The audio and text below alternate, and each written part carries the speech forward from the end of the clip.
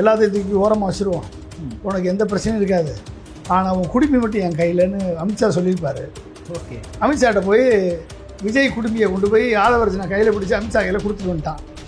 அப்போ சோழி முடிஞ்சா இல்லையா? அப்போ என்ன அர்த்தம்? ஏன் கொண்டாடுறாங்க, ஏன் நீதி வெல்லும்னு சொல்கிறாங்க அப்படின்னா, சிபிஐ போனால் 41 பேரும் குற்றவாளி இல்லை. 120 செத்தவனுக்கு என்னடாச்சு? செத்தவனுக்கு என்ன நீதியா? செத்தவன் தான், போனவன் தான், மேலே போனவன் தான். அவனுக்கு என்ன நீதி? முட்டாப்பைய ஒருத்தன் கூப்பிட்றான்னு சொல்லி போய் செத்தேன்னா உனக்கு நீதியும் கிடையாது, ஒன்றும் கிடையாதுடா. நீ வந்து இந்தியாவில். அப்போ என்னாச்சு? பயாலஜிக்கல் வேஸ்ட்டை வந்து க்ளீன் பண்ணியிருக்காங்க. ஓகே, 121 பயாலஜிக்கல் வேஸ்ட்டு நாட்டில் இருந்து தேவையில்லடா, நீ செத்து போடா அப்படின்னு சொல்லி க்ளீன் பண்ணி விட்டாங்க. ஓகே சார், அப்போ இந்த 41 பேருமே நம்ம அப்படிதான், அது பயாலஜிக்கல் வேஸ்ட் தானே இன்னைக்கு என்ன? ஆமாம், தமிழ்நாடு கவர்மெண்ட்டு முதல்வர் வந்து 10 லட்ச ரூபா கொடுத்துருக்காரு. எது கொடுக்கணும் 10 லட்ச ரூபா? முதல்வர் எது கொடுக்கணும்? அடுத்த கூட்டத்துக்கு போங்க. பெண்கள், புருஷன் தேவையில்லை, விஜய் ஒரு பார்த்தாலே போதும், ஜென்ம சாபல்யம் அடைஞ்சு நினைக்கிறவங்க போங்க, கூட்டத்துக்கு போங்க. குழந்தைய பெற்றது இன்னொரு குழந்தைய கூட பெற்றுக்கலாம் அப்படின்னு சொல்லக்கூடிய தாய்மார்கள் இருந்தால் இன்னும் 10 பிள்ளையை பெற்று கொண்டு போய் கூட்டத்தில் பள்ளிக்கூடம் வாங்கிட்டு 20 லட்சம் 30 லட்சத்தை வாங்கிட்டு வாங்க. வெக்கமா இல்லை உங்களுக்கெல்லாம்? நீங்களாம் ஒரு மனித பிறவிகளா? இன்னமும் வந்து உனக்கு இன்னும் ஊடகங்கள் இருந்து இன்னமும் முட்டாள்தனமாக பேசிகிட்டு இருக்கேன். இன்னைக்கு விஜய்க்கு செல்வாக்கு குறையலன்னு. மரண வியாபாரிக்கு எப்படி செல்வாக்கு குறையும்? இந்த அளவுக்கு நம்ம விஜய் பேச வேண்டியது. மரண வியாபாரி. நீ படம் எடுத்திருக்க, ஜனநாயகன் படம் எடுத்திருக்க. என்னங்கடா நீதி? நாளல் போல வளைவது தான் சட்டமாகுமா? அதை வளைப்பதற்கு வழக்கறிஞர் பட்டம் வேண்டுமா? தர்மத்தாயின் பிள்ளைகள் தாயின் கண்ணை மறைப்பதா? உண்மை தன்னை ஊமையாக்கி தலைகுனிய வைப்பதா? அங்கே சிரிப்பவர்கள் சிரிக்கட்டும், அது ஆனந்த சிரிப்பு.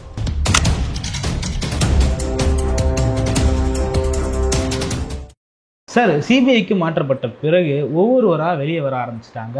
நேற்று ஜாமீனில் திரு மதியழகன் அவர்கள் வெளியே வந்திருக்காரு.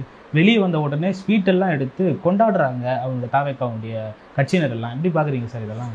அவங்க வந்து அவங்ககிட்ட வந்து சொல்லியிருப்பாங்க, அதாவது சிபிஐக்கு போயிடுச்சுன்னா உன் மேலே விசாரணை இருக்காது, இன்வெஸ்டிகேஷன் இருக்காது, சார்ஜ் ஷீட் ஃபைல் பண்ண மாட்டாங்க, நீ கவலைப்படாமல் இருக்கலாம், சிபிஐயில் வந்து கேஸை நாங்கள் ஆற போட்டுருவோம், எல்லாத்தையும் தூக்கி ஓரமாக வச்சுருவோம், உனக்கு எந்த பிரச்சனையும் இருக்காது, ஆனால் உன் குடுமி மட்டும் என் கையிலன்னு அமித்ஷா சொல்லியிருப்பார். ஓகே, அமித்ஷாட்ட போய் விஜய் குடும்பியை கொண்டு போய் ஆதவர்ஜனை கையில் பிடிச்சி அமித்ஷா கையில் கொடுத்துட்டு வந்துட்டான். அப்போ சோழி முடிஞ்சா இல்லையா? அப்போ என்ன அர்த்தம்? ஏன் கொண்டாடுறாங்க, ஏன் நீதி வெல்லும்னு சொல்கிறாங்க அப்படின்னா, சிபிஐ போனால் 41 பேரும் குற்றவாளி இல்லை, 41 மேலே கேஸ் இல்லை. சரி, நான் இந்த 41 பேர் உயிரிழப்புக்கு காரணமான விஜய், புஷியானந்து, ஆதவர்ஜனா, நிர்மல்குமார், ராஜ்மோகன், அருண் ஐஆர்எஸ், ஜானாரோக்கியசாமி யாருமே குற்றவாளி இல்லை. ஓகே, நீ வந்து உத்தமர்கள் என்று சர்டிஃபிகேட் கொடுத்துருவான். ஏன் அதை சொல்லியிருக்கான்? ஏன் அதை இந்த கொண்டாடுறான்? ஏன் விடுதலைன்னு சொல்கிறான்? ஏன் நீதி வெல்லும்னு சொல்கிறான்னா, உத்தரப்பிரதேசத்தில் ஹத்ரஸ் என்ற இடத்துல போலே பாபான்னு ஒருத்தர் இருந்தார். அவருடைய சஸ்தங் வந்து மிகப்பெரிய பிரபலமான சஸ்தங். ஓகே, அவர் வந்து அவர் சஸ்தங்கை பார்க்குறதுக்கு மக்கள் ஒரு கூட்டுறாரு. அதில் 80,000 பேர் வருவாங்கன்னு சொல்லி போலீஸ் பெர்மிஷன் வாங்குறாரு. இந்த 80,000 பேரை ரெகுலேட் பண்ணுறதுக்கு எங்கள்கிட்ட வாலண்டியர்ஸ் எல்லாம் இருக்காங்க, சேவா சங்க உறுப்பினர்கள்லாம் இருக்காங்க, இவங்க ரெகுலேட் பண்ணுவாங்க, இவங்களுக்கு தண்ணி கொடுப்பாங்க, இவங்களை ரெகுலேட் பண்ணுவாங்க, ஸ்டாம்பீடு ஏற்படாமல் பார்த்துக்குவாங்க, உறுதி கொடுத்து வாங்குறாரு. ஆனால் வந்த 2.5 லட்சம் பேர். அந்த கூட்டத்தில் செத்தவன் மட்டும் 121 பேர், காயம்பட்டவன் 150 பேர். உடனே உத்தரப்பிரதேச அரசு வந்து 3 நபர் கமிஷன் அமைக்குது விசாரணைக்கு. அங்கே வந்து ஹேமா மாலினி குழு போகலை, சிபிஐ விசாரணைக்கு போகலை, சுப்ரீம் கோர்ட் எந்திரிச்சு விசாரணை பண்ணுன்னு சொல்லலை. விசாரணை கேட்காமே சிபிஐ இப்போ சொல்லிச்சா? சிபிஐ விசாரணை சொல்லலை. மாநில அரசு ஒரு குழு அமைக்குது, ஒரு நீதிபதி தலைமையிலே ஒரு ஐஏஎஸ் ஐபிஎஸ் ஆஃபீஸர் தலைமை குழு அமைக்குது. குழு 3 மாதத்தில் ரிப்போர்ட் கொடுக்குது. என்ன கொடுக்குது தெரியுமா? செத்ததுக்கு காரணம் போலே பாபா அல்ல, 121 மரணத்திற்கு போலே பாபாவும் காரணம் அல்ல. ஓகே, இந்த வாலண்டியர்ஸ் சேவாதள ஒர்க்கர்கள் அவங்க பொறுப்பை உணர்ந்து செயல்படாமல் மிஸ்மேனேஜ்மெண்ட் பண்ணிட்டாங்க. ஓகே, அவங்க மேலே மிஸ்மேனேஜ்மெண்ட் தானே ஒழிய கில்ட்டி கிடையாது, குற்றம் கிடையாது. 2வது தான் ஆச்சா. 3வது லோக்கல் அட்மினிஸ்ட்ரேஷன் ஒழுங்காக வெரிஃபை பண்ணலை, செக்யூரிட்டி சேஃப்டி அரேஞ்ச்மெண்ட் பண்ணலை, அதனால் இவங்களெல்லாம் மாற்றுங்க, இடம் விட்டு இடம் மாற்றுங்க, முடிஞ்சு போச்சு. 120 செத்தவனுக்கு என்னடா ஆச்சு? செத்தவனுக்கு என்ன நீதியா? செத்தவன் தான், போனவன் தான், மேலே போனவன் தான்.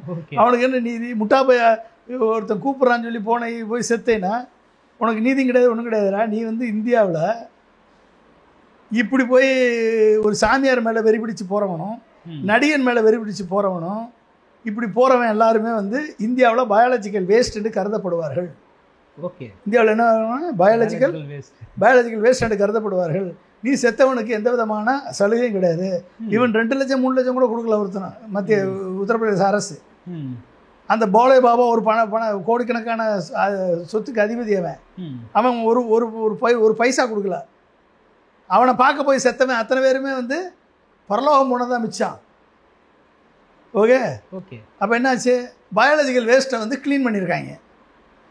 121 பயாலஜிக்கல் வேஸ்ட்டு நாட்டில் இருந்து தேவையில்லடா, நீ செத்து போடா அப்படின்னு சொல்லி க்ளீன் பண்ணி விட்டாங்க. ஓகே சார், அப்போ இந்த 41 பேருமே நம்ம அப்படிதான், அது பயாலஜிக்கல் வேஸ்ட் தானே இன்னைக்கு என்ன? ஆமாம், தமிழ்நாடு கவர்மெண்ட்டு முதல்வர் வந்து 10 லட்ச ரூபா கொடுத்துருக்காரு.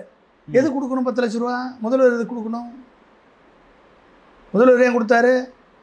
முதல்வர் மட்டும் கொடுக்காம இருந்தாருன்னா இன்றைக்கி அவன் தெருவில் வந்து வேஸ்ட்டு தானே. அது உயிர் போய், வாழ்க்கையும் போய், எதிர்காலம் போய், குழந்தைகளை இழந்து, பொண்டாட்டி இழந்து, புருஷனை இழந்து, மகனை இழந்து, தகப்பனை இழந்து, இத்தனை பேர் இன்றைக்கி தெருவில் வந்து நிற்கிறானே.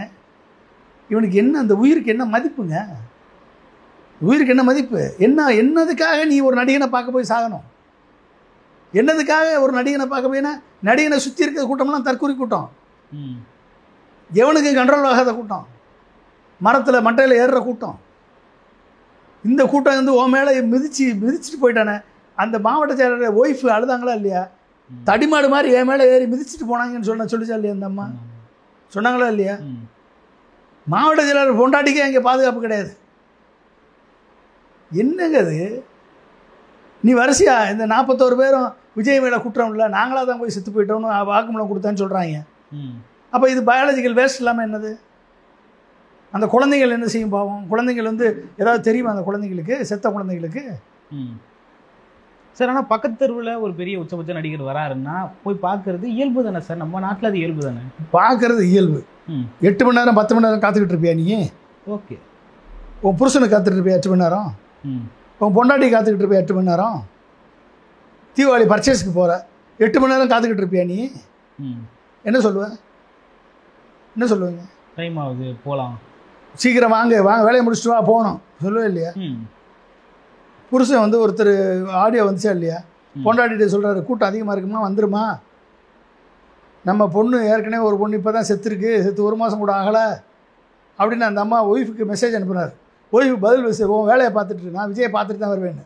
பார்த்துட்டு வரலையே வீட்டுக்கு, அது பரலவும் போயிடுச்சா, தான் இன்னொரு பிள்ளையும் செத்து அதுவும் சேர்ந்து பரலவும் போயிடுச்சா, அழுகிறான அந்த ஆள். போவோம், புரிஞ்சுக்கிட்டீங்களா?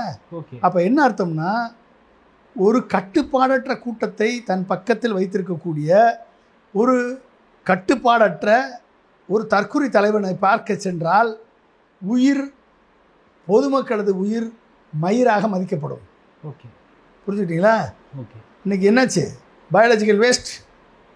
நீ அப்போ என்ன, இதுக்கு விஜய் காரணம் இல்லை, அவர் என்ன செய்வார் பாவம்? கூட்டம் போய் எங்களை நெருக்கின்னு சொல்லக்கூடிய அப்பாவி ஜனங்களாக அந்த ஜனங்கள் இருக்கும் பொழுது அந்த ஜனங்களை என்ன பண்ண முடியும்? நீ அடுத்து விஜய் வந்தால், விஜய் எங்கெல்லாம் போகிறாரோ அங்கெல்லாம் மரணம் இலவசம். என்னது மரணம் இலவசம்? விஜயை பார்க்க போகிறவங்களுக்கு இனிமேல் மரணம் இலவசம் அப்படின்னு போட்டால் இவங்க நம்ம ஆளுங்க என்ன பண்ணுவான் அப்படின்னா, எவெல்லாம் வீட்டில் உதவாக்கரையாக இருக்கணும் அவனெல்லாம் போய் செத்து போயிட்டா அட்லீஸ்ட் 20 லட்சமாவது வரும். கவர்மெண்ட் ஒரு 10 லட்சம் கொடுக்கும், 20 லட்சம் 30 லட்சம் வந்துடும், கடன் அடைச்சிட்டு நிம்மதியாக இருக்கலாம் அப்படின்னு நினைக்கிறவங்கெல்லாம் கூட்டத்துக்கு போங்க, அடுத்த கூட்டத்துக்கு போங்க. பெண்கள் புருஷன் தேவையில்லை, விஜய் ஒரு பார்த்தாலே போதும் ஜென்ம சாபல்யம் அடைஞ்சுன்னு நினைக்கிறவங்க போங்க, கூட்டத்துக்கு போங்க. குழந்தைய பெற்றது இன்னொரு குழந்தை கூட பெற்றுக்கலாம் அப்படின்னு சொல்லக்கூடிய தாய்மார்கள் இருந்தால் இன்னும் 10 பிள்ளையை பெற்று கொண்டு போய் கூட்டத்தில் பள்ளிக்கூட வாங்கிட்டு 20 லட்சம் 30 லட்சத்தை வாங்கிட்டு வாங்க. வெக்கமாக இல்லை உங்களுக்கெல்லாம்? நீங்கள்லாம் ஒரு மனித பிறவிகளா? இறைவன் ஒரு குழந்தையை கொடுக்குறான்னா அந்த குழந்தையினுடைய தன்மை என்ன? அந்த குழந்தையை பெறுவதற்கு இன்றைக்கி ஒரு குழந்தை பெறுவதற்கு இன்றைக்கி எத்தனை ஐவிஎஃப் ஃபெர்டிலிட்டி சென்டர்ஸ் வந்துருக்கு. ஒரு சாதாரண ஒரு குழந்தை டெலிவரி பண்ணுறதுக்கு எத்தனை ஹாஸ்பிட்டல் இன்றைக்கி சார்ஜ் பண்ணிகிட்ருக்கான். இப்போ குழந்தைன்றது உங்களுக்கு அவ்வளோ ஈஸியாக போச்சு. என்ன இன்னொரு குழந்தை பெற்றுக்கலான்னு சொன்னால் அவன் பயாலஜிக்கல் வேஸ்ட்டாக இல்லையா? அப்போ அடுத்த கூட்டத்துக்கு அந்த இன்னொரு குழந்தை பெற்றுக்கலான்னு சொன்னவளை இல்லை சொன்னவனை அடுத்த கூட்டத்தை கொண்டு போய் பலி கொடுக்கணும். பலி ஆவாங்க. நீங்கள் வேணாலும் பார்த்துக்கிட்டே இருங்க. இன்றைக்கி 41 பேர். தமிழக முதல்வர் மட்டும் உடனே ஆக்ஷன் எடுக்கலை, உடனே வந்து மருத்துவ டீம் அனுப்பலை, உடனே வந்து போஸ்ட்மார்ட்டம் பண்ணலைன்னா ஒரு மிகப்பெரிய கலவரமாக உருவாயிருக்கும். விஜய் வீடு தீக்கிரை ஆகிருக்கும். ஆயிருக்குமா இல்லையா? 2 நாள் வச்சுருந்தா என்ன ஆகிருக்கும்? 2 நாள் வச்சுருந்து போஸ்ட்மார்ட்டம் இல்லாமல் ஒரே செத்தவங்க ஃபேமிலியெல்லாம் வந்து ஒரே பெரிய கலவரமாகி 24 ஹவர்ஸு மெயின் சேனலில் வந்து லைவாக போட்டான்னு என்ன நடக்கும்? என்ன நடக்கும்? மக்கள் கொதிப்பானா இல்லையா? விஜய் வீடை தீக்கிரையாக்குவானா இல்லையா? அப்போ இதெல்லாம் நடக்காமல் அவர் காப்பாற்றினது இனி எவ்வளோ நாளைக்கு அப்படியே காப்பாற்றிட்டே இருக்குது? சொல்லுங்கள் சார். ஆனால் இந்த விவகாரத்தை கூட உச்சநீதிமன்றமும் கேள்வி கேட்டிருக்கு. அதுக்கான ஆதாரங்கள் என்ன, அதுக்கான முகாந்திரங்கள் என்ன, எப்படி நீங்கள் அந்த ஒரு 4-5 மணி நேரத்தில் மொத்தமாக டிஸ்போஸ் பண்ணீங்க? எதிர்க்கட்சி தலைவரும் நேற்று வந்து சட்டமன்றத்தில் அதை கேள்வியாக எழுப்பியிருக்காருங்களே சார். அகமதாபாத்து ஏர் இண்டியா விமான விபத்து நடந்துச்சு. ஓகே. 260 பேர் செத்தான்.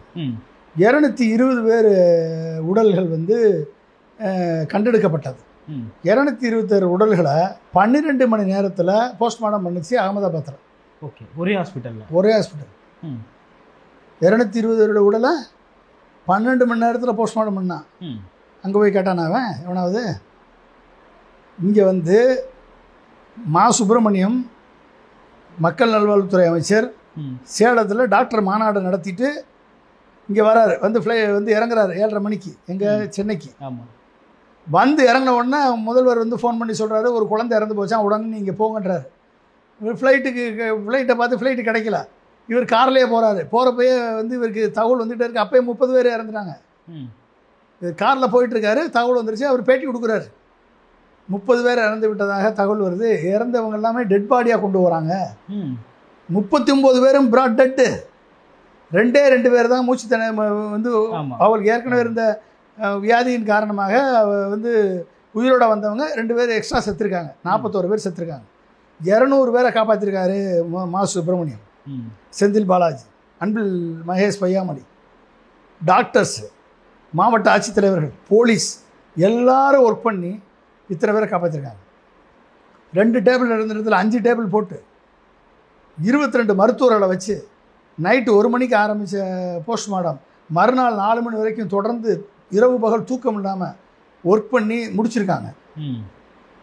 கிட்டத்தட்ட எவ்வளோ நேரம்? மறுநாள் 4 மணி வரைக்கும் ஒர்க் பண்ணி முடிச்சிருக்காங்க. கிட்டத்தட்ட 10 மணி நேரம் கிட்ட வருது. 10 மணி நேரத்துக்கு மேலே ஒர்க் பண்ணி முடிச்சிருக்காங்க. 41 பேருக்கு பண்ணியிருக்காங்க. அகமதாபாத்தில் 240 பேரை 12 மணி நேரத்தில் பண்ணியிருக்கானா இல்லையா? எதுவுமே தெரியாமல் பேசினா என்ன அர்த்தம்? ஓகே. அப்போ விரைந்து செயல்பட்ட முதல்வர் ஏன் செயல்பட்டார்னு கேட்பீங்களா? அப்போ சப்போஸ் முதல்வர் தூங்கிட்டாருன்னு வச்சுக்கோங்க, ஒன்றுமே நடவடிக்கை எடுக்கல, மா சுப்பிரமணியத்தை அனுப்பலை, செந்தில் பாலாஜியை போக சொல்லலை, நடப்பது நடக்கட்டும்பா, நான் அங்கே இருக்கக்கூடியவங்கள வச்சே மேனேஜ் பண்ணிக்கிட்டு விட்டுரு அப்படின்னு மட்டும் சொல்லியிருந்தாருன்னா 40 பேர் இல்லை 100 பேருக்கு மேலே செத்துருப்பான். 200 பேருக்கு மேலே செத்துருப்பான். அங்கே இருக்கக்கூடிய வசதிக்கு செத்துருப்பானா இல்லையா? சாக விட்டு ஒரு 4 நாள் வந்து எங்கே விஜய் உயிரினா வரவான்னு சொல்லி விஜய் எந்திரிச்சு பல்லு விளக்குறதுலேருந்து டாய்லெட் போகிறதுலேருந்து வீடியோ போட்டான்ல அந்த ஊடகங்கள், நியூஸ் ஊடகங்கள் வீடியோ போட்டான். அது மாதிரி 24 மணி நேரம் 3 நாளைக்கு மக்கள் அழுகிறத காமிச்சு ஒவ்வொரு பிணமாக அனுப்பி விட்டு ஒவ்வொரு பிணமாக காமிச்சு அவங்க வரலாறை போட்டு இதை போட்டு தமிழ்நாடு முழுக்க ஒரு பதட்டத்தை உருவாக்கி ஒட்டுமொத்த குரூப்பு சேர்ந்து போய் விஜய் வீட்டை நொறுக்க விட்டிருந்தால் முதலமைச்சர் வந்து சரியான நடவடிக்கை நம்ம ஏற்றுக்குவோமா? அப்போ என்ன சொல்லுவான்? சட்ட ஒழுங்கு கெட்டு போச்சு, முதல்வருக்கு மேனேஜ் பண்ண தெரியல, ஏன் முதல்வர் போகலை, ஏன் செந்தில் பாலாஜி அங்கே ஊரில் இருந்தே போகலை, ஏன் மக்கள் நல்வாழ்வுத்துறை அமைச்சர் ஏன் போகலை கேட்பானா இல்லையா? ஏன் டாக்டர்ஸே இல்லையா உங்கள்கிட்ட? மருத்துவ கட்டமைப்பு இருக்குதுன்னு சொல்கிறீங்க, உங்கள்கிட்ட டாக்டர்ஸே இல்லையா? ஏன் இவ்வளோ நாள் விட்டீங்க? இதே கேள்வி கேட்பானா இல்லையா? கேட்பாங்க. எலும்பில்லாத நாக்கு எங்கேயும் பேசுமா இல்லையா?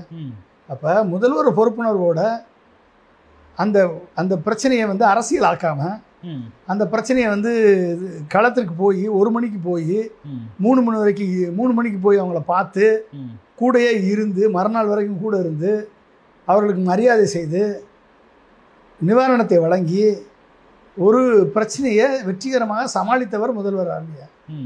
அப்போ நீ எதை பற்றி ஓடின? அங்கே களத்தில் போய் நிற்கிறவன் தான் தலைவன். பின்னங்கால் படலில் பட ஓடுறவன் தலைவன் கிடையாது. ஓடுனவன் தான் விஜய். நீ எப்படி தலைவனாக எப்படி தலைவனாக ஏற்றுக்க முடியும்? Okay sir. இன்னமும் வந்து உனக்கு இன்னும் ஊடகங்கள் வந்து இன்னமும் முட்டாள்தனமாக பேசிகிட்டு இருக்கேன். இன்னைக்கு விஜய்க்கு செல்வாக்கு குறையலன்னு. மரண வியாபாரிக்கு எப்படி செல்வாக்கு குறையும்? மரண வியாபாரிக்கு எப்படியா செல்வாக்கு குறையும்? இந்த அளவுக்கு நம்ம விஜய் பேச வேண்டியது இருக்கா சார்? மரண வியாபாரி. நீ படம் எடுத்திருக்க, ஜனநாயகன் படம் எடுத்திருக்க. அங்கே வந்து நீ வந்து இப்போ 18 கேமரா உள்ளே வச்சு 8K ரெசல்யூஷனில் நீ படம் எடுத்திருக்க அப்படின்ற நியூஸ் வந்துருச்சா இல்லையா? இப்போ ஏன் நீ வந்து ஓடின? நீ வந்து உன் கேமராவில் இருக்கக்கூடிய அத்தனை சிப்ஸையும் ஹார்ட் டிஸ்கையும் நீ ஒப்படைக்கணுமா இல்லையா? ஏன் விஜய் ஆதவானந்த் அதை எடுத்துகிட்டு ஓடினா? எங்கே போய் ஒழிச்சு வச்சுருக்கீங்க? 60 ட்ரோன் கேமரா போட்டு ஷூட் பண்ணில, எங்கே வச்சுருக்காது அந்த ட்ரோன் கேமரா? கொடுத்துருக்கணுமா இல்லையா? கும்பகோணத்தில் பள்ளி விபத்து, பள்ளியில் வந்து தீப்பிடிச்சு எரிஞ்சு 60 குழந்தைகள் இறந்தாங்க. கும்பகோணத்தினுடைய பள்ளியினுடைய கரஸ்பாண்டன்ட் வந்து தீ வச்சாரா? இல்லை. தீ வச்சாரா? இல்லை. அரெஸ்ட் பண்ணது யார் அரெஸ்ட் பண்ணாங்க?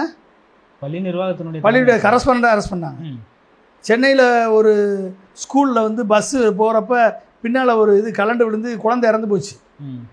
டிரைவர் அரெஸ்ட் பண்ணாங்களா? கரஸ்பாண்டன்ட் அரெஸ்ட் பண்ணாங்களா? கரஸ்பாண்டன்ட் அரெஸ்ட் பண்ணாங்க. ஜனநாயகன் பட ஷூட்டிங் எடுத்து 41 பேர் செத்துருக்கான். இப்போ யார் அரெஸ்ட் பண்ணணும்? யார் அரெஸ்ட் பண்ணணும்? ஓகே, யார் அரெஸ்ட் பண்ணணும்? விஜய் தானே அரெஸ்ட் பண்ணணும். அப்போ விஜய்க்கு சாதகமாக நடந்திருக்கு தமிழக காவல்துறை. பஸ்ஸை சீஸ் பண்ணலை, எஃப்ஐஆர் போடலை, விஜய் மேலே அரெஸ்ட் பண்ணலை, கேமராவை பறிமுதல் பண்ணலை, எதுவுமே பண்ணலை. சுப்ரீம் கோர்ட்டு ஓடி போய் தமிழக காவல்துறை மேலே எங்களுக்கு நம்பிக்கை இல்லைன்னு சொல்கிறான். இதை ஏற்றுக்கிட்டாம வந்து சுப்ரீம் கோர்ட் வந்து சிபிஐ என்கொயரி கொடுக்குறான். எப்படிங்க ஏற்றுக்குவீங்க? எப்படிங்க? மாநில அரசு ஒப்புதல் இல்லாமல் சிபிஐ என்கொயரி 3 சர்க்கம்ஸ்டன்சஸ் தான் பண்ண முடியும். சுப்ரீம் கோர்ட் உத்தரவிட முடியும். ஆர்டிகல் 32 படி serious violation of fundamental rights இருந்தால் உத்தரவிடலாம், சிபிஐ உத்தரவிடலாம் சிபிஐ விசாரணைக்கு. ஆர்டிகல் 226 படி இன்டர்ஸ்டேட் கான்ஃப்ளிக்ட் இருந்தால், நேஷனல் ரேமிஃபிகேஷன் இருந்தால் ஒரு கேஸில், அப்போ வந்து சிபிஐக்கு உத்தரவிடலாம், மாநில அரசுடைய ஒப்புதல் இன்றி. 3வது, மாநில அரசுடைய காவல்துறை பாரபட்சமாக செயல்படுகிறது என்று நிரூபிக்கப்பட்டால் அப்போ வந்து சிபிஐ உத்தரவிடலாம். இப்போ விசாரணை ஆரம்பிக்கலையே அஸ்ராகாருக்கு, அவர் விசாரணை ஆரம்பிக்கலையே. எஸ்ஐடி இப்போ தான் டீம் ஃபார்ம் பண்ணுறாங்க, போய் பார்த்துக்கிட்டு இருக்காங்க. ஒரு நபர் கமிஷன் போய் களத்தில் போய் டேட்டா கலெக்ட் பண்ணிகிட்டு இருக்காங்க. யாரையும் சமன் பண்ணலை, விஜயை கூப்பிடலை, சமன் பண்ணி கூப்பிடலை விசாரணைக்கு. புஷியானந்தை கூப்பிடலை, ஆதவர்ஜனாவை கூப்பிடலை, நிர்மல்குமாரை கூப்பிடலை, இன்னும் ஒரு 4-5 பேரை கூப்பிடவே இல்லை. அங்கே லோக்கலில் இருக்கக்கூடிய மாவட்ட செயலரை மட்டும் அரெஸ்ட் பண்ணியிருக்காங்க. அது லோக்கல் போலீஸ் அரெஸ்ட் பண்ணியிருக்கு. என்ன அப்போ எப்படி வந்து சுப்ரீம் கோர்ட்டு எந்த முடிவுக்கு வந்துச்சு? எந்த ஆதாரத்தின் அடிப்படையில் வந்து மாநில காவல்துறை தவறாக முடிவு எடுத்திருக்குன்னு முடிவு வந்துச்சு? அவங்க சொல்லக்கூடிய ஒரே ஒரு காரணம் என்ன? அமுதா ஐஏஎஸ், டேவிட்சன் ஆசீர்வாதம் ADGP law and order, home secretary, health secretary 4 பேரும் வந்து விளக்கம் கொடுத்தார்கள். ஆமாம். அப்போ நீ ஒரு தப்பாக ஒரு அரசு மேலே ஒரு தவறான தகவலை பரப்புவ, பொய்யான தகவலை சொல்லுவ, விர்ச்சுவல் ஆர்மி மூலமாக. எதிர்க்கட்சிகள் வந்து பொய்யான தகவலை பரப்புவாங்க. திமுக சதி செய்து விட்டது, செந்தில் பாலாஜி தான் காரணம், காவல்துறை சரியாக செயல்படலை, ஆம்புலன்ஸே உள்ளே வந்துச்சு, நீ பண்ண எந்த குற்றத்தையும் ஏற்றுக்க மாட்ட, இத்தனையும் காரணம் சொல்லி பொய்யான தகவலை பரப்புவ. அப்போ அதுக்கான காரணத்தை, உண்மையாக என்ன நடந்துச்சுன்னு சொல்கிறத ரெக்கார்டோட, வீடியோ ஆதாரத்தோட, டைம்லைனோட எக்ஸ்பிளைன் பண்ணாங்க அமுதா ஐஏஎஸ் மேடம். பண்ணாங்களா இல்லையா? பண்ண வேண்டிய தேவை இருந்துச்சா இல்லையா? அரசு தான் என்ன செஞ்சோம்னு சொன்னாங்க. இதை எப்படி வந்து ஒரு பட்சமாக தமிழக காவல்துறை செயல்படும் நீ முடிவெடுத்த சுப்ரீம் கோர்ட்டு? அப்படின்னா நான் ஒரு கேள்வி கேட்குறேன். சென்ட்ரல் கவர்மெண்ட்டில் ஓட்டு திருட்டு நடந்திருக்கு, எலெக்ஷன் கமிஷன் ஓட்டு திருட்டில் ஈடுபட்டிருக்கு அப்படின்னு ராகுல் காந்தி குற்றச்சாட்டு சொல்கிறார். ஆதாரத்தோட குற்றச்சாட்டு சொன்னார், ப்ரூவ் பண்ணார். ப்ரூவ் பண்ண உடனே யார் வந்து பேசுனது? எலெக்ஷன் கமிஷன் அதிகாரிகள் 7 எலெக்ஷன் கமிஷனர் வந்து ப்ரெஸ் மீட் கொடுக்குறாங்க. கொடுத்தாங்களா இல்லையா? 7 ப்ரெஸ் அதிகாரிகள் ப்ரெஸ் மீட் கொடுத்தாங்க. அப்போ ப்ரெஸ் மீட் கொடுத்த அதிகாரிகள் ஒருதலை பட்சமாக செயல்படுறாங்கன்னு தானே அர்த்தம். உடனே யார் கொடுக்க சொன்னது? இங்கே அதிகாரிகள் ப்ரெஸ் மீட் கொடுத்தா காவல்துறை ஒருதலை பட்சமாக செயல்படுதுன்னு அர்த்தம்னு சிபிஐ சொல்கிற, அங்கே ஒருதலை பட்சமாக வந்து அவன் எலெக்ஷன் கமிஷன் அதிகாரிகள் வந்து ப்ரெஸ் மீட் கொடுத்தா ஏன் கொடுத்த? அப்போ நீ ஒருதலை பட்சமாக பிஜேபிக்கு ஆதரவாக செயல்படுறேன்னு அர்த்தம் தானே அது? அர்த்தமா இல்லையா? ஓகே. அப்போ எலெக்ஷன் கமிஷனை டிஸ்மிஸ் பண்ணியிருக்கணுமா இல்லையா? எலெக்ஷன் கமிஷனர் டிஸ்மிஸ் பண்ணியிருக்கணுமா இல்லையா? சிபிஐ இது சுப்ரீம் கோர்ட்டு தானாக தலையிட்டு சோமோட்டோவை எடுத்து நீ வந்து உன்னையார் வந்து இப்போ பதில் சொல்ல சொன்னது, அவங்க வேணும்னா கோர்ட்டுக்கு வரட்டும், நீ சொல்லி பிஜேபிக்கு ஆதரவாக செயல்படுறேன்னு ஏன் நடவடிக்கை எடுக்கல? ஏன் இன்னொரு எலெக்ஷன் கமிஷனை நியமிக்கலை? ஏன் பண்ணலை? பண்ண முடியல உன்னால? அப்போ உனக்கு ஒரு ரூலா அவனுக்கு ஒரு ரூலா? ஆளை சொல்லு ரூலை சொல்கிறியா நீ? சரி, தமிழக ஐபிஎஸ் அதிகாரிகள் விசாரிக்கக்கூடாது, தமிழ்நாட்டை சேர்ந்த ஐபிஎஸ் அதிகாரிகள் விசாரிக்கக்கூடாது, அவர்கள் வந்து ஒருதலை பட்சமாக செயல்படுவாங்கன்னு சுப்ரீம் கோர்ட்டு சொல்லுது அப்படின்னா இடஒதுக்கீடு கேஸை பிராமின் ஜட்ஜஸ் விசாரிக்கலாமா? கண்டிப்பாக விசாரிக்கலாமா? அப்போ அந்த கேள்விக்கு பதில் சொல்ல முடியுமா உன்னால்? என்னங்கடா நீதி? நாளல் போல வளைவது தான் சட்டமாகுமா? அதை வளைப்பதற்கு வழக்கறிஞர் பட்டம் வேண்டுமா? தர்மத்தாயின் பிள்ளைகள் தாயின் கண்ணை மறைப்பதா? உண்மை தன்னை ஊமையாக்கி தலைகுனிய வைப்பதா? அங்கே சிரிப்பவர்கள் சிரிக்கட்டும், அது ஆனந்த சிரிப்பு என்று எம்ஜிஆர் பாடியிருப்பார். ரிக்ஷாக்காரன் படத்தில் எம்ஜிஆர் பாட்டில் வரும். நான் சொல்கிறேன், அப்போ எந்த அளவிற்கு நீதியை சட்டத்தை இவர்கள் வளைக்கிறார்கள். வளைத்து கொள்கை எதிரி என்று சொன்ன கொள்கை எதிரியிடம் தன்னை அடமானம் வைத்திருக்கிறார் விஜய். தன் கட்சியை அடமானம் வைத்திருக்கிறார், தன் கொள்கையை அடமானம் வைத்திருக்கிறார். நீ எந்த மூஞ்சியில் நீ மக்களை சந்திப்ப? சார், அதே கேள்வி என்னன்னா, பாஜக வந்து தொடர்ந்து விஜய்க்கு ஆதரவாக கரம் நீட்டிட்டு இருக்காங்க. இது வந்து நீதிக்கான கரமா இல்லை கூட்டணிக்கான கரமா என்ற ஒரு கேள்வி இருக்கு. எடப்பாடி பழனிசாமி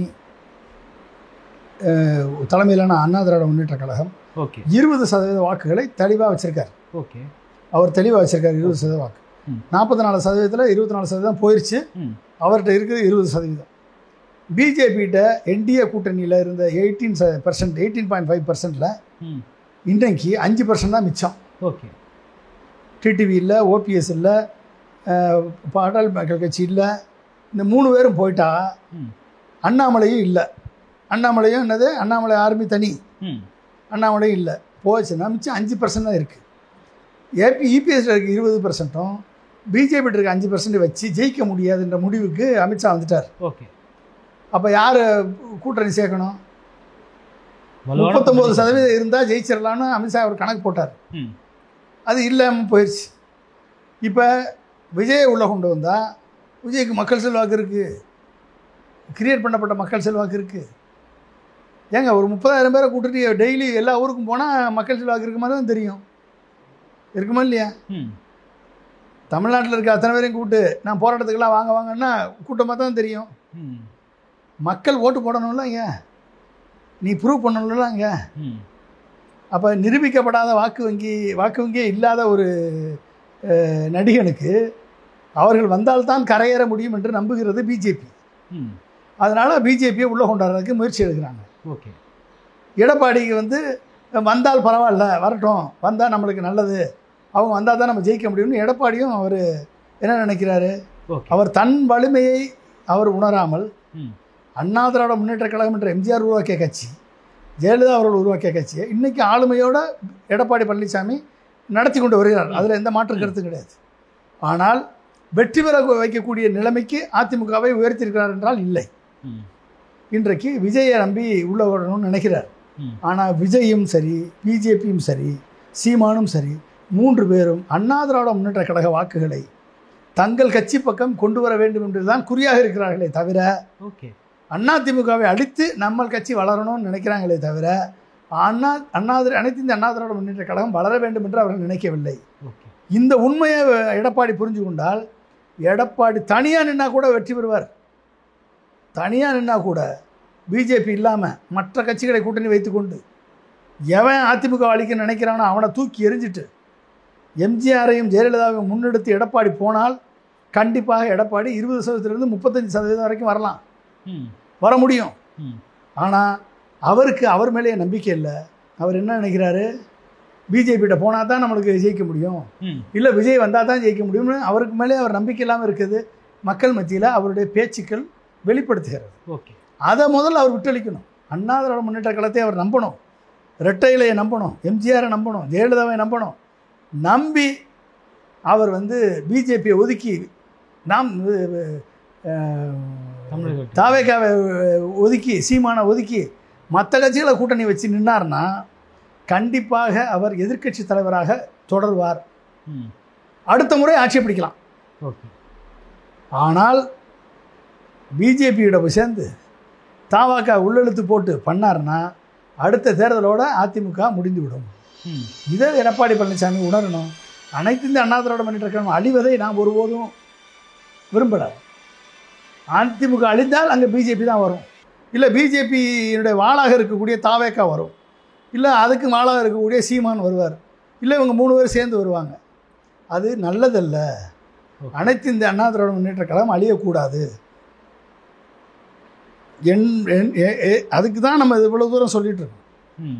திமுகவுக்கு மாற்று அதிமுக, அதிமுகவுக்கு மாற்று திமுக. ஊழலில் எல்லா பேரும் ஒன்று தான், அதில் எந்த விதமான மாற்றமும் கிடையாது. சரிங்களா? ஆனால் இப்படிப்பட்ட ஒரு சூழலை புரிந்து கொள்ளாமல் பிஜேபியுடன் அடகு வைத்து தாவாக்காவை வரவழைத்து நாம் ஜெயித்து விடலாம், முதலமைச்சர் ஆகிவிடலாம் என்று அவர் கனவு கண்டார் என்றால் அவரால் அது செய்ய முடியாது, பலிக்காது, மக்கள் ஏற்றுக்கொள்ள மாட்டார்கள் என்பதை எடப்பாடி உணர்ந்தால் அவர் வலிமையான எதிர்க்கட்சி தலைவராக இருப்பார். உணரவில்லை என்று சொன்னால் அவர் 10ஓட 11 அத்தோட இதுவனாக மாறிவிடுவார். அதிமுக அழிந்துவிடும் என்பதை நினைவில் கொள்ள வேண்டும். ஓகே சார், விஜய் தரப்பு பாஜகவோடு தன்னுடைய கொள்கை எதிரியோடு கூட்டு வைக்கலான்ற எண்ணம் அவங்களுக்கு இருக்கா? ஏங்க கூட்டு வைக்காமல் எப்படி போய் விழுந்தான்? கூட்டு வைக்கிறானோ இல்லையோ, அண்டர்ஸ்டாண்டிங் இருக்கோ இல்லையோ, நீ தனியாக கூட நில்லு, திமுகவை தோக்கடின்னு சொல்லுவாங்க. ஓகே, தனியாக நில்லு, திமுகவை தோக்கடி, இல்லை பிஜேபி நாங்கள் ஒதுக்கிறோம், நீ அதிமுகவை நீயும் கூட்டணி சேர்ந்துக்கோ, பாஜக கூட வெளியே நாங்கள் ஒதுக்கிறோம், எங்களுக்கு இந்த 2026 எலெக்ஷன் தேர்தல் எங்களுக்கு முக்கியம் கிடையாது, திமுக தோக்கடிக்கணும், நீ எங்களோட தானே உங்களுக்கு பிரச்சனை, நீ அமித்ஷா சொல்லிடுறாரு அதிமுகவும் தாவேக்காவும் கூட்டணி சேர்ந்துக்கோங்க. இது புதிய கணக்கு. ஆமாம், புதிய கணக்கு. நீங்கள் 2 பேரும் கூட்டணி சேர்த்துக்கோங்க, கூட்டணி சேர்ந்து நீங்கள் ஜெயிங்க, நாங்கள் அண்டர் கிரவுண்ட் வேலை பார்த்து எங்கள் ஓட்டெல்லாம் உங்களுக்கு போட்டுடுறோம், நாங்கள் நிற்காத இடத்துல உங்களுக்கு போட்டுடுறோம், நாங்கள் என்ன 4 சீட்டு வரும், 4 சீட்டு வரலன்னா கூட பரவாயில்ல, எனக்கு 2029 தான் முக்கியம், திமுக தோற்கடிக்கணும் அப்படின்னு சொல்லி இந்த அரேஞ்ச்மெண்ட் கூட பண்ணி விடுவாங்க. அப்படி பண்ணாலும் மக்களுக்கு தெரியாதா நீ எந்த நரி எந்த பொந்தில் போகுது அப்படின்னு மக்களுக்கு தெரியாதா? தெரியாதான்னு. ஓகே, அப்படியெல்லாம் நடக்கிறதுக்கு வாய்ப்பு இருக்குது. ஓகே, தாவேக்கா எந்த ரூட்டில் வேணாலும் போகிறதுக்கு வாய்ப்பு இருக்குது. ஆமாம், நீ போய்த்தானே ஆகணும், வேற என்ன இருக்குது? நீ வீராவேசம் பேசி ஒன்றும் பிரயோஜனம் இல்லையே. குடுமி அமித்ஷா கையில் போயிடுச்சு, நீ அமித்ஷா எப்படி ஆட்டுறாரோ அப்படி தான் ஆட்ட முடியும். தமிழ்நாட்டில் இருந்தால் கூட முதலமைச்சர் விஜய் மேலே வழக்கு பதிவு சொல்லலை, வழக்கு பதியலை, கீழே இருக்கிற நிர்வாகிகளோட முடிஞ்சு போயிருக்கும், வேலை முடிஞ்சிருக்கும். இப்போ யார் கையில் போய் நிற்கிது? அமித்ஷா கையில் போய் நிற்கிது. லேசாக சொல்கிறத கேட்காம ஆடினீங்கன்னா பிடிச்சி உள்ளே போட்டு மொத்தமாக போட்டு இடி இறக்கிடுவானா இல்லையா? ஏன்னா பிஜேபி அந்தளவுக்கு முட்டாளா? ஓகே, சிபிஐ கேஸை வச்சு தானே எல்லா பேரையும் உள்ளே கொண்டாந்து விட்டான், இடியை வச்சு தானே எல்லா பேரையும் உள்ளே கொண்டாந்து விட்டான். அஜித் பவார், சுபந்த் அதிகாரி, ஓகே, அப்புறம் அஸ்ஸாம் முதல்வர், இன்னைக்கு இருக்க அஸ்ஸாம் முதல்வர். இல்லை விஜய் சுற்றி இருக்கக்கூடிய ஆலோசகர்களுக்கு தெரியாதுங்களா சார்? எது இதெல்லாம் விஜய்க்கோ இல்லை விஜய் சுற்றி இருக்கக்கூடிய ஆலோசகர்கள்? விஜய் சுற்றி இருக்கக்கூடிய ஆலோசகர்கள் விஜய்கிட்ட எப்படி பணத்தை கறக்கலான்றதான் பார்க்குறான். விஜய் சுற்றி இருக்கக்கூடிய ஆலோசகர்கள் அத்தனை பேரும் விஜய்கிட்ட இருந்து பணத்தை கறக்கலாம். விஜய் ஒரு மில்கிங் மெஷினு, விஜய் ஒரு கல்ட்டு ஃபிகரு, விஜய் வச்சு தன் பழப்பை ஓட்டணும்னு நினச்சிட்டு இருக்கான். விஜயை வச்சு ஒரு அரசியல் மாற்றத்தை உருவாக்கணும்னு கொஞ்சம் கூட அவங்களுக்கு எண்ணம் கிடையாது. விஜய் கரெக்டான வழியில் வழி நடத்தணுன்ற எண்ணம் துப்புரவாக கிடையாது. அதை நம்பி ஏமாறக்கூடிய விட்டில் பூச்சியாக விஜய் இருக்கிறார், அவ்வளோதான். விஜயை நம்பி ஏமாறக்கூடிய விட்டில் பூச்சிகளாக அவர் ரசிகர்கள் இருக்காங்க. இந்த பிஜேபியையும் பிஜேபி சார்ந்த புஷி ஆனந்த், பிஜேபி சார்ந்த ஆதவர்ஜுனா, பிஜேபி சார்ந்த அருண்ராஜ் ஐஆர்எஸ், பிஜேபி சார்ந்த மற்ற நபர்கள் ஜானவர் வைக்கசாமி, இந்த மாதிரி ஆளுங்கள் சொல்லக்கூடிய அவர்களை நம்பி அவர்கள் சொல்லக்கூடிய கவர்ச்சிகரமான வார்த்தைகளை, அவர்கள் எழுதித்தரக்கூடிய வசனங்களை, கதை வசனங்களை, நெரேட்டிவை பார்த்து மயங்கி விஜய் வந்து அவங்க விட்டில் பூச்சியாக கிடக்காரு. அப்போ இந்த விட்டில் பூச்சிகளை வச்சுக்கிட்டு எப்படி ஒரு ஆட்சி மாற்றத்தை கொண்டாட முடியும்? எப்படி ஒரு அரசியல் அடிப்படை மாற்றத்தை கொண்டாட முடியும்? அதுக்கு சீமான் எவ்வளவோ மேல் இல்லை. சீமானுக்கு கருத்தியல் தெளிவு இருக்குது, அரசியல் தெளிவு இருக்குது, அரசியல் புரிதல் இருக்குது, எல்லாம் இருக்குது. இல்லைன்னா அவர் எவ்வளவோ பெட்டராச்சே. ஓகே சார், இதில் இன்னொரு விஷயம் என்னென்னு பார்த்தீங்கன்னா, விஜய் அவர்கள் மீண்டும் களத்துக்கு நான் போக போகிறேன், இந்த முறை நேரடியாக சாலைகளில் போகாமல் ஹெலிகாப்டர் ஒன்று வாடகைக்கு எடுக்கலாம், ஒரு ஆண்டுக்கு எடுக்கலாம்னு சொல்லிட்டு பேசிக்கிட்டு இருக்காங்க. அது மட்டுமே இல்லாமல் 41 பேருக்கு நினைவேந்தல் கூட்டம் வந்து தீபாவளிக்கு முன்பே நடத்துறதுக்கு தாவேக்கா திட்டமிட்டு இருக்காங்க. தாவேக்கா மீண்டும் மக்களை சந்திக்க போகிறாங்க. இது எப்படி எடுத்துக்கலாம்? போக வேண்டியது நான் என்ன இருக்குது, ஒரு கல்யாண மண்டபத்தில் கூப்பிட்டு எல்லாரையும் வர சொல்லி அங்கே போய் ஹெலிகாப்டரில் போய் அங்கே இறங்கி ஒரு ஸ்கூல் இடம், ஹெலிகாப்டர் இறங்குறதுக்கு இடம் இருந்தால் போதும், அங்கே போய் இறங்க வேண்டியது, ஸ்கூலில் எல்லாரையும் வர சொல்ல வேண்டியது, கல்யாண மண்டபத்துக்கு வர சொல்ல வேண்டியது, வர சொல்லி எல்லாரையும் பார்த்து செக்கு கொடுக்குறேன்னு கொடுத்துட்டு நான் வந்து சரியாக போச்சு அப்படின்னு சொல்லிட்டு வந்துட வேண்டியது, முடிஞ்சு போச்சு. என்ன இருக்குது இதில் என்ன பெரிய விஷயமா? என்ன உன் உயிரை பாதுகாக்கிறதுக்கு உன் ட்ராவலுக்கு 60 லட்சம் செலவழிக்கிற, செத்தவன் பணம் வந்து செத்தவனுக்கு பணம் வந்து 20 லட்சம், ஒரு ட்ரிப்புக்கு 60 லட்சம் நீ செலவழிக்கிற. ஆனால் உனக்காக உயிரை மாய்த்தவனுக்கு 20 லட்சம் தான் கொடுக்குற நீ. அப்போ எப்படிப்பட்டவனா இருப்ப நீ? இதுலேருந்தே தெரியாதா நீ? அந்த 20 லட்சம் எப்போ கொடுக்க போகிறேன்னு தெரியல சார். அது மட்டும் இல்லாமல் 41 பேரையும் தத்தெடுத்துக்க போகிறார் சார். என்ன தத்தெடுப்ப? நீ சொல்கிறதெல்லாம் நம்புறதுக்கு முட்டா போயிடலாம். இங்கே இது வரைக்கும் எத்தனை குடும்பத்தை தத்தெடுத்துருக்க? விக்கிரவாண்டியில் செத்த 5 பேர் தத்தெடுத்தியா? உனக்காக தானே செத்த 5 பேர். மதுரையில் 3 பேர் செத்தான், தத்தெடுத்தியா? ஸ்ரீவில்லிபுத்தூரில் உனக்காக பேனர் கட்டி ஒரு இளைஞன் செத்தான், தத்தெடுத்தியா அந்த குடும்பத்தை? சொல்லு. ஓகே, இது வரைக்கும் தத்தெடுத்திருக்கியா? 40 பேர் தத்தெடுக்க எப்படி தத்தெடுப்ப நீ? எங்கே அறிக்கை விட்டுருக்கானா தத்தெடுக்கிறேன்னு? அவன் கிடக்காங்க, அவன் சொல்கிறதெல்லாம் நீங்கள் வந்து கவுண்டரில் போட முடியுமா? நீங்கள் என்னங்க அது? ஓகே, தத்தெடுக்குன்னா எப்படி தத்தெடுக்க போகிற? அந்த 20 லட்சம் கொடுக்காம ஏமாற்ற போகிறா படுது. அதானே தத்தெடுக்க போகிறேன்னு சொல்லிடுவேன். நீ மாதம் மாதம் கொடுக்குறேன்னு எவனுக்கு தெரியும்? நீ கொடுக்கலன்னா எவன்கிட்ட போய் அவன் சொல்லுவான், எங்கே போய் அழுவான் அவன். ஓகே, உன் வேலை 1 கோடி கொடு. இப்போ நீ நல்ல மனிதனாக இருந்தா, நல்ல தலைவனாக இருந்தா 1 கோடி கொடுத்துட்டு முடிச்சு அவன் பார்த்துக்கு, அவன் வேலையை அவன் பார்த்துட்டு போகிறான். செத்தவனுக்கு 1 கோடி குடியா நீ? காயம்பட்டவனுக்கு 50 லட்சம் கொடு. ஓகே, அது என்ன தமிழ் அரசு 10 லட்சம் கொடுத்தா நீ 20 லட்சம் கொடுப்பியா? அது என்னது? நீ தான் உச்சபட்ச நடிகனாச்சே. கோடிக்கணக்கான ஒரு ட்ராவலுக்கே நீ 60 லட்சம் செலவழிக்கிற. ஒரு விசிட்டுக்கு தனி ஃப்ளைட்டில் வந்து தனி ஃப்ளைட்டில் போய் உன் காரு, உன் பெரிய படகு, பஸ்ஸு 60 லட்சம் செலவழிக்கிறிய. செத்த உயிர் என்ன 60 லட்சத்தை விட கம்மியாப்பா? ஓகே, 3 பேர் சேர்ந்து தான் உன்னுடைய ஒரு நாள் ட்ராவலுக்குரிய ஈக்குவலண்டா? 3 பேர் உயிர் உனக்கு ஒரு நாள் ட்ராவலுக்கு சரிசமமா? அது சொல்லு. இன்னும் எத்தனை பேரை கொள்ள காத்திருக்க நீ? ஓகே சார், நீ ஜனநாயகன் கிடையாதுடா, நீ பிணநாயகன். அப்போ எப்படி மக்கள் மத்தியில் நீ போய் நிற்ப? நீ சொல்லுமா? ஓகே சார், பல்வேறு அரசியல் கருத்துக்களை பகிர்ந்து கொண்டீங்க. மற்றும் ஒரு காலம் சந்திப்போம். நன்றி சார். மிக்க நன்றி. தேங்க்யூ. தமிழ் மீள, தமிழர் ஆள வள்ளுவம் வலைக்காட்சியை பின்தொடருங்கள் என் அன்பு உறவுகளே.